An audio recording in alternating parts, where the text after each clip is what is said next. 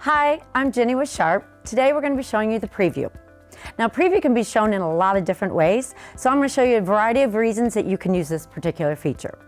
The first off, as I notice a lot of times, is when we're reducing or enlarging, we waste a lot of paper.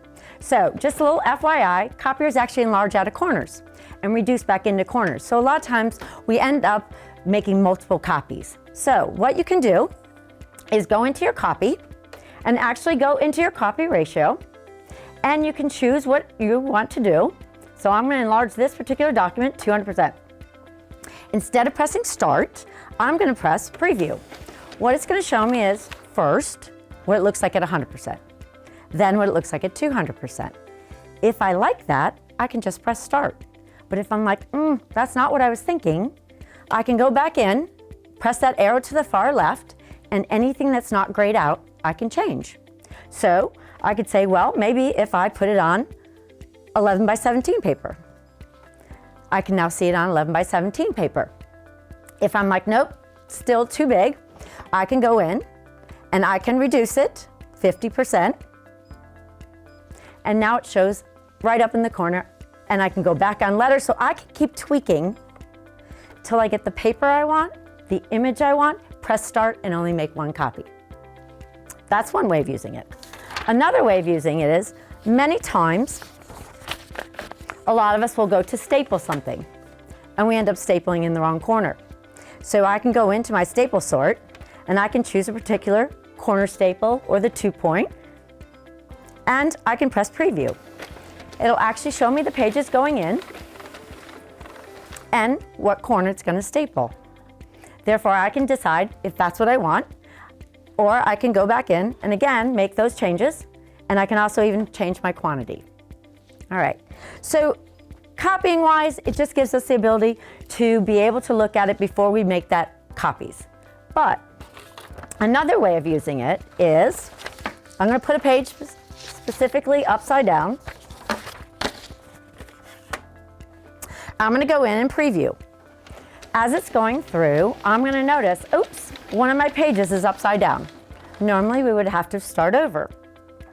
Instead of doing that, in the bottom left-hand corner, there is a little pen with a little paper that allows us to edit.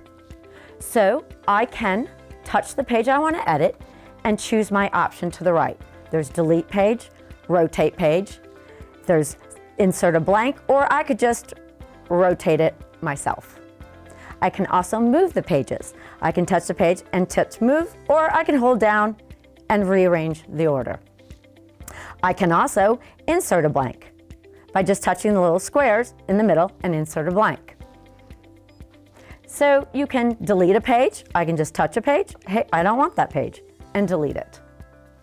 So it allows you to delete, move, insert, rotate, but also say that there's an area on the page, a name, a number that you're like, I can't have, you can actually redact through the preview. In order to do that, you just press Erase Specified Arrange, and you would arrow over to the page that you want to do your editing. Once you get there, you may want to press the plus button so you can actually see it on the screen. And then you don't have to be picky, and I'll show you why. You just touch a spot and say this is your start point. And then touch another spot to make a box and press this as end point. At this time, I can move it anywhere on the page. I can also touch outside the page and move the document.